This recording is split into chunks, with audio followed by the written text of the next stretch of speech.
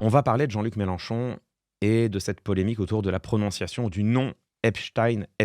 C'est une controverse douloureuse, c'est une controverse importante et j'aimerais l'envisager de la manière la plus sereine possible. Non pas jeter des avis à l'emporte-pièce, mais essayer d'en revenir aux faits, à l'histoire, aux travaux de recherche et aux écrits de ceux qui ont consacré leur vie à étudier notamment les ressorts de l'antisémitisme. Je vais essayer de vous expliquer pourquoi un certain nombre, et quand je dis un certain nombre, c'est en réalité un grand nombre d'acteurs médiatiques et politiques, ont réagi de manière épidermique, sans forcément eux-mêmes donner toute l'étendue de leurs raisons. Et je sais qu'une partie d'entre vous n'êtes pas familier des ressorts de l'antisémitisme, donc moi tout ce que je vais faire, c'est vous la présenter, cette argumentation. D'abord, je vais vous montrer la vidéo que tout le monde a vue. C'était le 26 février dernier en meeting à Lyon.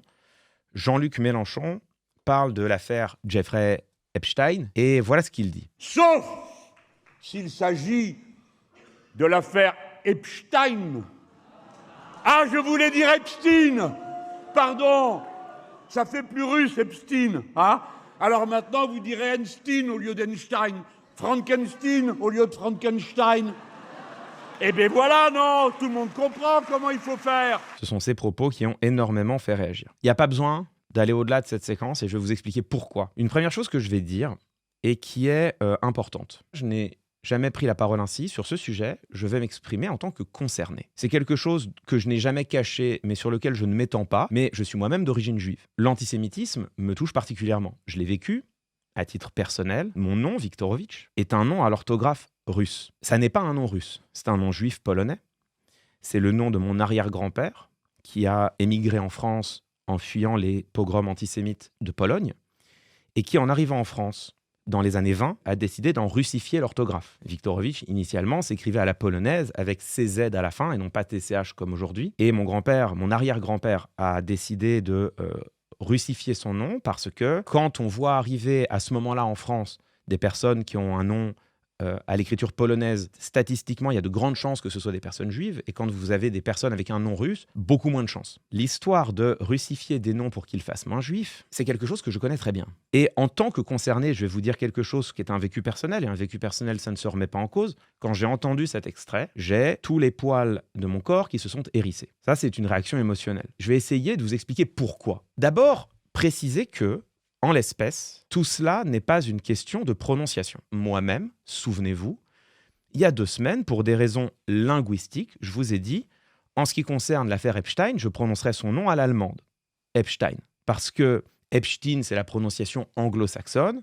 En langue française, les suffixes EIN, on a toujours prononcé cela Ein. On dit effectivement Einstein et Frankenstein. Je ne vois pas de raison d'aller importer ici la prononciation américaine du nom sous le seul prétexte que lui-même soit américain. Si Mélenchon avait dit ça, j'aurais aucune querelle. Il s'avère qu'il n'a pas dit ça. Il n'a même pas dit « il paraît qu'il faut dire Epstein parce que Jeffrey Epstein lui-même prononce son nom Epstein », ce qui est vrai. Il a dit « ça fait plus russe, Epstein, hein ?» Comme si il y avait une forme de volonté politique derrière. Donc déjà, c'est lui qui décide de politiser la question. Et il amène la question sur un terrain politique en supposant le fait que derrière le fait de dire Epstein plutôt qu'Epstein, il y aurait chez certains une volonté de ramener tout cela dans les sphères russes. Donc, pour lui, il y a une volonté concertée, manifeste, de prononcer Epstein pour des raisons politiques, pour ramener cela vers des origines russes. Mais, évidemment, et c'est la question qu'a posée par exemple Fabrice Arfi de Mediapart, si on prononce Epstein parce que ça fait plus russe, alors Epstein, ça fait plus quoi ? Et vous voyez tout de suite pourquoi est-ce que, avec cette petite phrase, il amène son intervention ailleurs. Deuxième chose, Jean-Luc Mélenchon, il ne se contente pas de dire Jeffrey Epstein. De l'affaire Epstein. Il n'y a pas seulement l'argumentation, ce qu'il dit, il y a la prosodie, la manière dont il le dit. Et c'est là où j'aimerais vous parler du lien consubstantiel et que, sans doute, une partie d'entre vous ignorez entre l'antisémitisme et l'utilisation des noms juifs. La chose importante à retenir, c'est que le problème des antisémites, et ce depuis le début du XXe siècle et même la fin du XIXe en réalité, c'est que la judéité ne se lit pas sur le visage. Ils détestent les juifs, mais ne sont pas capables de les reconnaître dans la rue. D'où cette question que se sont posées les antisémites depuis la fin du XIXe siècle et notamment depuis en France la première somme antisémite qui a fait, hélas, référence de manière funeste, le livre d'Édouard Drummond, La France juive. Les antisémites, depuis la fin du 19e siècle, se sont posé la question suivante: comment reconnaître des juifs si leur judéité n'est pas inscrite sur leur visage? Ils ont trouvé à cette question 2 types de réponses. Une première réponse qui est malgré tout une réponse biologique, faussement biologique bien sûr. Ça a donné toutes les caricatures qu'on a connues dans les années 10, dans les années 20, dans les années 30, en France et en Allemagne, où on représentait le juif avec une barbe hirsute, des cheveux en bataille, un nez crochu, de longs doigts griffus. C'est allé très loin, sous le régime nazi en Allemagne, avec les recherches visant à identifier des caractéristiques prétendument biologiques de la judéité. Et ça a donné toutes les barbaries nazies commises par des médecins, au premier rang desquels le docteur Mengele, qui visait à faire des expérimentations sur les juifs, qui visait ensuite à tenter de mesurer leur crâne, la distance d'une orbite à l'autre, du bout du nez au sommet du crâne, pour tenter de pouvoir dire « Regardez, en fait, on a trouvé les caractéristiques biologiques des juifs, maintenant on peut les reconnaître. » Donc, d'une part, l'antisémitisme est passé par une forme de biologisation des caractéristiques physiques fantasmées des juifs. Il y a un deuxième vecteur qui permet de reconnaître les juifs vu que leur judéité n'est pas inscrite sur leur visage. C'est leur nom. Un nom qui soit singularise les individus comme appartenant à la communauté juive, soit un nom qui, parce qu'il a été modifié, relève de la volonté de dissimulation et de se cacher. Mais grosso modo, quand tu es juif, tu as toujours tort sur ton nom, soit parce que ton nom te signe comme un juif, soit parce que tu as voulu le modifier et que ton nom te signe comme un sournois qui a voulu cacher sa judéité. J'ai été chercher des travaux d'historiens et d'historiennes. Notamment, j'aimerais vous lire un extrait de ce texte de Claire Zalck. Claire Zalck, qui est historienne, qui publie en 2016 aux éditions du Seuil ce livre « Dénaturaliser les retraits de nationalité sous Vichy ». J'ai été vous chercher ce passage dans lequel Claire Zalck cite une autre historienne, Nicole Lapierre. La cristallisation sur le nom constitue l'ordinaire de l'antisémitisme et s'apparente à un antisémitisme ordinaire. Le nom est identifié comme marque quand il est distinctif, et dénoncé comme masque comme il ne l'est pas. Mais dans l'un et l'autre cas, il est objet de discrimination et de délation, rappelle Nicole Lapierre. Je vous ai trouvé une autre citation dans ce papier qui revient à ce qui se passait dans les années 30 et que je vais vous lire. Les stigmatisations à partir des patronymes ne datent pas de la guerre. Les noms et prénoms faisaient déjà office, notamment dans les années 30, de cristallisation antisémite. Chez les hommes d'extrême droite, les noms sont brandis comme des étendards censés parler par eux-mêmes, dans des invectives où se mêlent xénophobie et antisémitisme. Jacques Dumas, notamment, dans l'entre-deux-guerres, a compté les noms juifs dans les annuaires. Ouvrez les guillemets. Ouvrez l'annuaire du téléphone du département de la Seine. La proportion des juifs est effarante. La liste des Lévi est 2 fois plus longue que celle des Durand et Dupont réunis.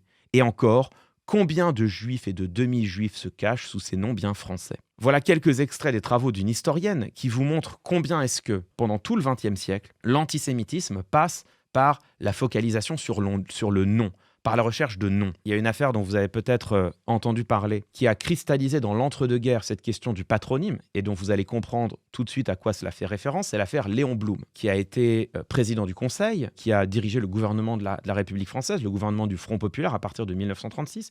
Léon Blum qui était juif et qui faisait l'objet d'une haine antisémite absolument vibrante. Le caractère juif du nom Blum, pour certains ou certaines, ne sautait pas aux oreilles. Et donc il y a eu une fake news à l'époque, qui a fait courir la rumeur selon laquelle Blum ne serait pas en réalité son véritable nom. Et je vous lis un article du Huffington Post qui en fait l'écho. En 1937, le titre de presse Gringoire, sous la plume d'Henri Béraud qui a été condamné à mort pour collaboration à la Libération, décrit Léon Blum en ces termes: « Les aïeux d'un certain Blum de notre connaissance s'appelaient encore Karfunkelstein et grattaient leurs puces à l'ombre des Carpates. » Grégoire Kaufmann, historien, accorde la paternité de ce procédé à Édouard Drummond, comme je vous le disais, père de l'antisémitisme français. C'est le premier, dit-il, me semble-t-il, à travestir des patronymes pour faire passer certaines personnes comme étrangères et ou d'origine juive. L'auteur de La France juive a notamment popularisé le terme Gamberlé pour désigner Léon Gambetta, poursuit Grégoire Kaufmann.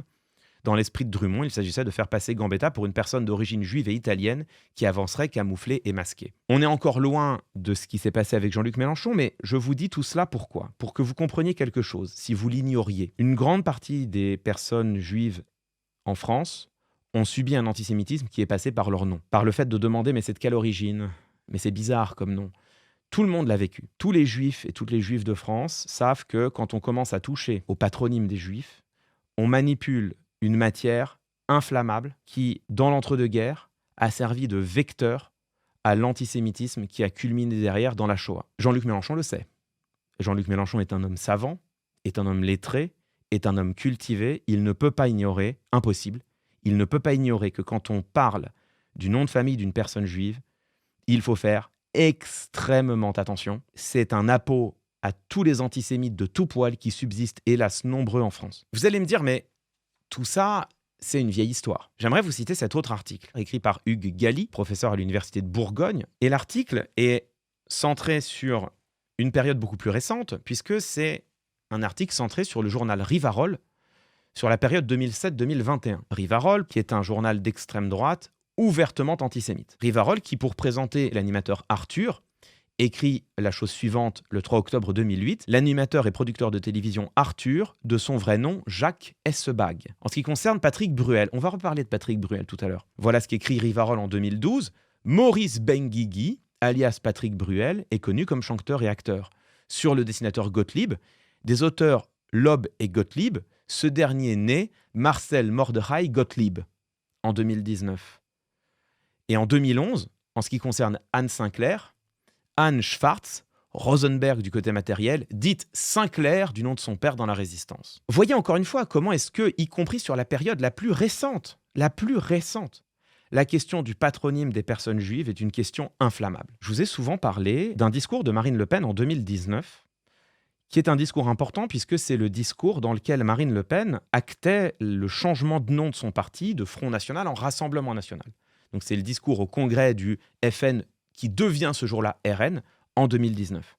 Et dans ce discours, Marine Le Pen, au moment où tout le monde se souvient bien que Emmanuel Macron c'est un ancien de la banque Rothschild, et on va y revenir à la banque Rothschild, à ce moment-là, Marine Le Pen, elle parle d'Emmanuel Macron en disant « L'appellation du mouvement En Marche est en soi une profession de foi pour un nomadisme décomplexé avec pour prolongement implicite un sans-frontiérisme et un immigrationnisme irréductible. Le nomadisme remet en cause l'idée même de devoir, de fidélité, de respect de la parole donnée. Le nomadisme, c'est l'inverse de nos valeurs de civilisation. » Son discours n'était pas explicitement antisémite, mais tous les juifs comprennent.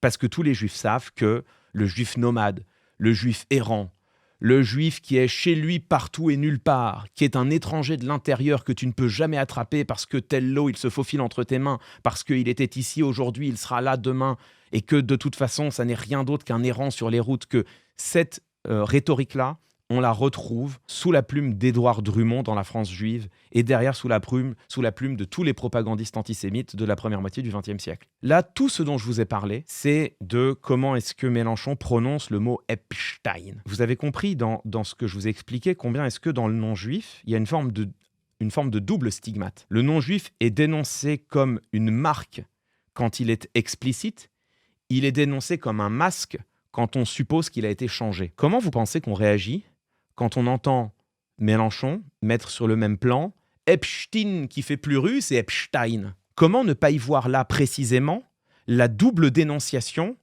d'un masque dans un cas et donc d'une marque dans l'autre? Quand Mélenchon dit « on dit Epstein, ça fait plus russe » et que tout le monde se demande « mais du coup Epstein, ça fait plus quoi ?» On ne se demande pas ça parce qu'on a des obsessions, parce qu'on veut le faire tomber. On se pose cette question parce que ça renvoie à un fait historique. Le fait que le patronyme juif est une manière d'exciter l'antisémitisme, soit parce qu'il est explicite et que c'est une marque, soit parce qu'il a été modifié ou qu'on suppose qu'il a été modifié et que c'est un masque. C'est dans la droite lignée de tous les écrits sur l'antisémitisme qu'ont produit les historiens sur la deuxième moitié du XXe siècle et le début du XXIe. D'autant que je n'ai pas encore évoqué justement le côté « ça fait plus russe ». Vous ne pouvez pas ignorer le contexte absolument terrible et délétère dans lequel on se situe en ce moment autour de l'affaire Epstein. L'antisémitisme emprunte des schémas de réflexion qui sont très anciens, qui sont très connus, mais qui ne sont pas si explicites que cela. Par quoi passe la haine des Juifs? Elle passe par des clichés qui sont séculaires, des clichés qui ont été utilisés depuis des siècles pour inciter à la haine, et des clichés qui demeurent encore aujourd'hui. mais qui sont suffisamment généraux pour qu'on ne les repère pas immédiatement.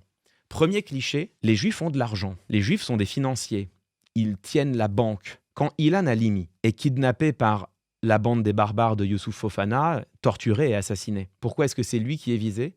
Parce que la bande des barbares, qui en l'espèce porte bien son nom, partait du principe qu'il est juif, donc il a de l'argent. Ces préjugés-là ont tué en France ces 20 dernières années. Il se trouve que Epstein est un financier, qu'Epstein est un milliardaire, et que Epstein est au cœur d'une toile qui est une toile qui relie entre eux de nombreux banquiers. Donc, dans l'affaire Epstein, il y a déjà ici, par le simple fait que Epstein soit lui-même un financier, qu'il ait des liens avec la banque Rothschild, avec notamment Ariane de Rothschild, il y a déjà ici un fait, pour le coup, un fait qui est un fait réel, mais qui est un ferment empoisonné d'antisémitisme. Le raisonnement consistant à passer de Epstein est un financier milliardaire qui effectivement est au centre d'une toile d'influence à, eh bien, vous voyez, c'est la preuve que les Juifs sont bien des financiers qui tiennent l'argent et qui ont un réseau d'influence. Ce passage-là, beaucoup l'ont fait. L'un des deuxièmes schèmes qui est au cœur de l'antisémitisme, c'est celui qui remonte jusqu'à un document qu'on appelle, un faux document erroné qu'on appelle le protocole des sages de Sion. Et c'est le préjugé qui prétend que les Juifs ont du pouvoir, que les Juifs sont une force transnationale qui cherche à contrôler le monde dans l'ombre. Au fond, l'idée d'un complot juif. Il se trouve que dans le cas de l'affaire Epstein, on a l'existence d'une élite globalisée, transnationale, qui a à minima couvert les crimes pédocriminels de Jeffrey Epstein, voire, on ne le sait pas, on ne le saura peut-être jamais, mais on ne peut que se poser la question, y a pour une partie d'entre eux participé. Dans l'esprit des antisémites, Jeffrey Epstein étant lui-même juif, le raccourci se fait très rapidement pour prétendre que c'est bien la preuve de l'existence d'un complot juif. Donc vous imaginez bien que pour beaucoup, l'affaire Epstein est la preuve qu'il existe bien un complot juif, qu'il existe bien une élite juive qui tire les ficelles dans l'ombre, qu'il existe bien une mafia juive.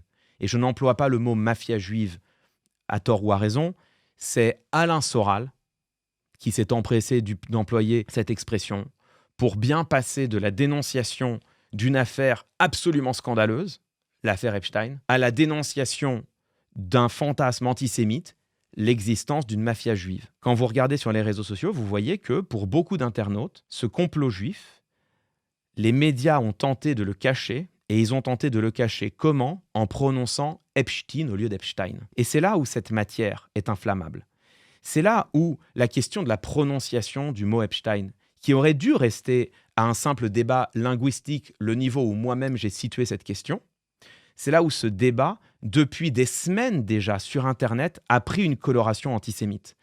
Précisément parce que des internautes antisémites venaient attraper la veste de quantité de journalistes, de quantité d'éditorialistes, de quantité de vidéastes qui prononçaient Epstein et à qui il était fait le reproche de vouloir ainsi camoufler l'existence d'un complot juif. Et donc, en fait, on a une sorte de renversement où, dans un premier temps, les personnes qui disaient Epstein se faisaient attraper la veste par les puristes anglophones insupportables qui disaient « Ah non, aux États-Unis, on dit Epstein !»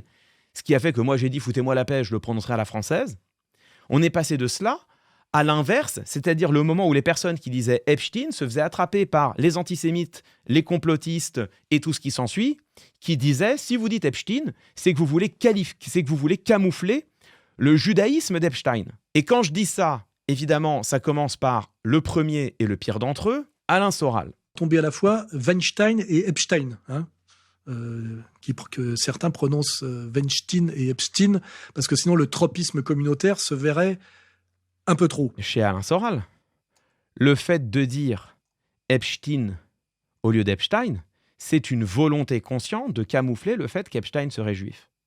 Et donc une volonté consciente de camoufler le fait qu'il y a bien une mafia juive. Alors quand ici Alain Soral dit le tropisme communautaire, c'est une manière même pas camouflée de dire le fait qu'ils sont juifs. Si je résume, on a des journalistes, des éditorialistes, des vidéastes qui se font attraper la veste par des antisémites quand ils disent Epstein, sous prétexte qu'ils voudraient camoufler un complot juif. On a par ailleurs une affaire Epstein qui condense en elle-même absolument tous les red flags qui peuvent provoquer de l'antisémitisme, qui peuvent même provoquer le retour du complot juif fantasmé. Epstein est effectivement juif, il est un financier, il est un banquier, il est au cœur d'une toile d'influence mondiale. là, il y a de quoi agiter le fantasme de tous les antisémites de France. J'en arrive à ma conclusion. Quand tu es un responsable politique, que tu prétends un jour gouverner la France, que tu te prétends présidentiable, et que tu parles de l'affaire Epstein sur une tribune, tu fais attention.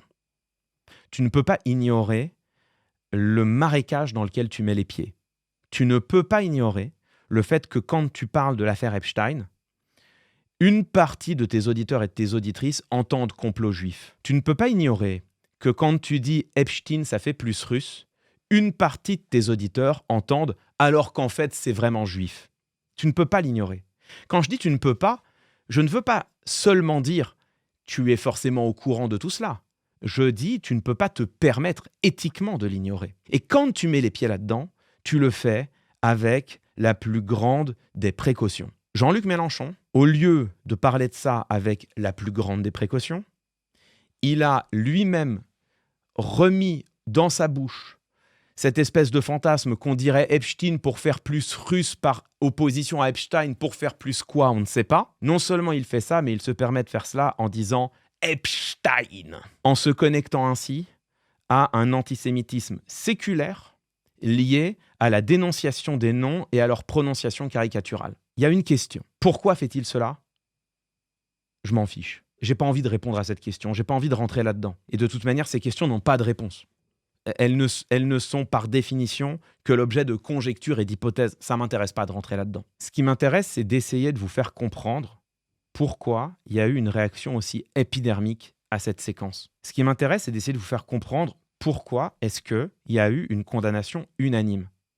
Et je sais que vous êtes ici un certain nombre à soutenir Jean-Luc Mélenchon, à ne pas être convaincu par ce que je vous dis. Demandez-vous pourquoi est-ce que là, ce qu'a dit Mélenchon a suscité une condamnation unanime. J'ai vu des gens dire, oui, Le Monde et Libération, ils sont en boucle là-dessus, c'est les journaux dont sont issus les journalistes qui ont écrit la meute, ils veulent se le faire. Ok. Mediapart aussi a fait un papier, 2 papiers, dont un signé par Edoui Plenel.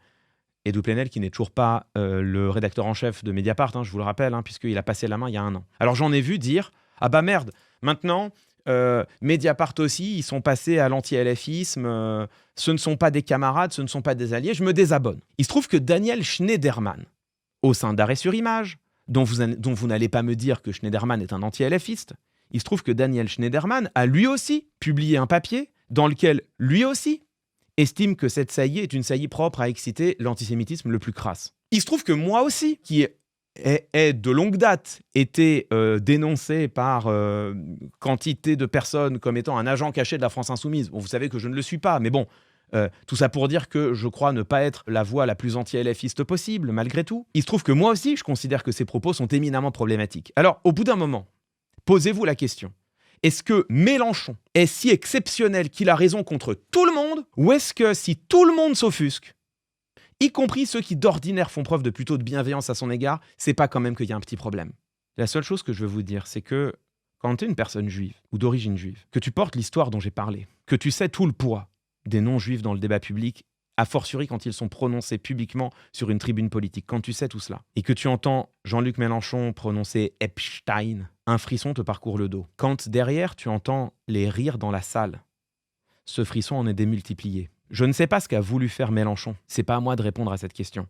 Je peux juste vous dire une chose, c'est que ce qu'il a fait là, ça a provoqué un frisson de dégoût et de peur chez, je pense, beaucoup de personnes juives appartenant à la communauté juive ou d'origine juive. Je pense que ce n'est pas anodin. Maintenant, vous en faites ce que vous voulez. Je vous ai convaincu, je vous ai pas convaincu, je vous ai produit des documents historiques, vous les trouvez pertinents, vous les trouvez non pertinents, je vous ai fait des parallèles avec d'autres séquences, d'autres extraits, vous les trouvez justifiés, injustifiés. Je vous dis que, en tant moi que personne concernée, je considère que c'est éminemment problématique, sinon même très grave. Vous m'entendez, vous ne m'entendez pas. Ça modifie votre opinion, ça ne la modifie pas. C'est pas à moi de vous dire quoi penser, et je pense que j'aurais bien du mal de toute façon à faire changer votre opinion. Mais au moins les éléments, vous les avez, et je pense que c'est bon que nous les ayons tous en tête dans le débat public en ce moment.